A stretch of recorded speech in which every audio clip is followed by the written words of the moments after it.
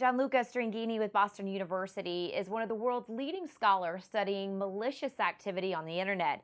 And Gianluca and his team are presenting new research about a new automated tool that can predict which videos on YouTube and other platforms will be targeted by online hate speech. So, Gianluca, thanks for being with us here. Can you talk a little bit more about the research? What we did, we started studying some of these online polarized communities to try and understand, what's their way of operating, and can we actually model how these hate attacks are working. So a couple of years back, we started looking at 4chan, and in particular at the politically incorrect board within 4chan, because these guys are, often cited as being the source of, a lot of trouble that's going on the internet. So these kind of hate attacks, they are the ones who, when Microsoft put the Taybot online that people could chat to a few years back, they are the ones who turned this bot racist, in a matter of hours, and so on and so forth. So we wanted to understand how are these people operating. And this is kind of challenging because this platform is very different from other social media platforms. So it's anonymous, so there are no accounts. So it's very difficult to even figure out how many people are active on there, and so on. And it's also ephemeral. So threads don't stay active forever, but after a while they will get archived and deleted. And so this kind of created a lot of disinhibition online, because people tend to behave worse when they're completely anonymous, and whatever they say will disappear, and so on. So we did this measurement study on basically collecting as much data as possible from this platform.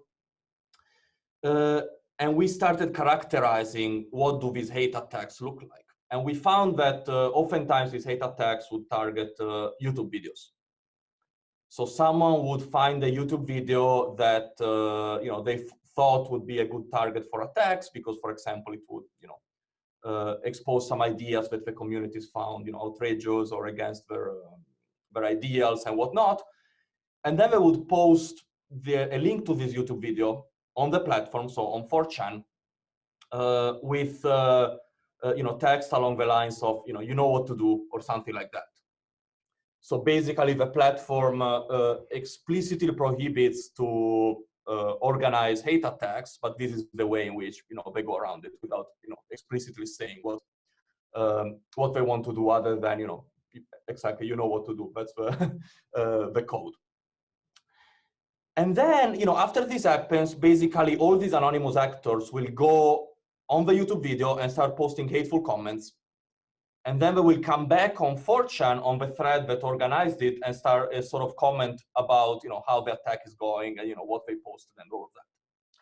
So what we found is that there is some sort of synchronization between the comments we see on the YouTube video and the comments being posted on 4chan as a reaction to the hate attack. And by basically using signal processing techniques, so cross-correlation and so on, modeling basically the comments on 4chan and the comments on YouTube as signals, and looking at the synchronization between these two signals, we can basically identify whether there is this coordinated activity going on. And we find that there is an extremely strong correlation between the synchronization, so the more the two signals or the two sets of comments are correlated with the amount of hate speech that the YouTube video is receiving. Okay, so Gianluca, you've identified the videos and started to determine a risk value for future videos. And certainly that could be helpful for companies like YouTube and Google, because content moderation is really tricky. I think the main problem comes from the way content moderation started. So it was all about spam detection or removing automated content and so on.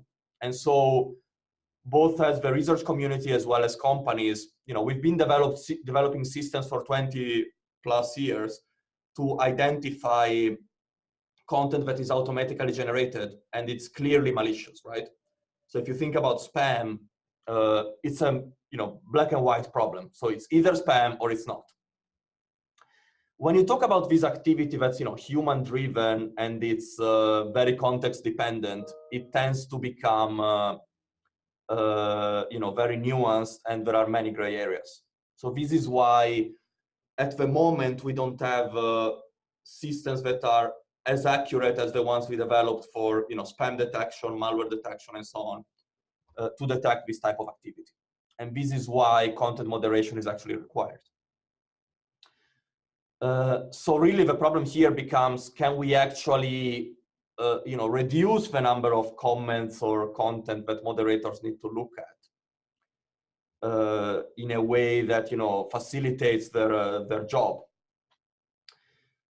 Can we actually potentially automatically delete some of this content, which is clearly bad, and only have them make a judgment for that content that is context dependent or is falls within a gray area? Maybe it's cultural dependent, and so on and so forth. All right, Gianluca, thank you so much for being with us here. If you'd like to learn more about that research, make sure you check it out on Tech Republic. Thanks for watching.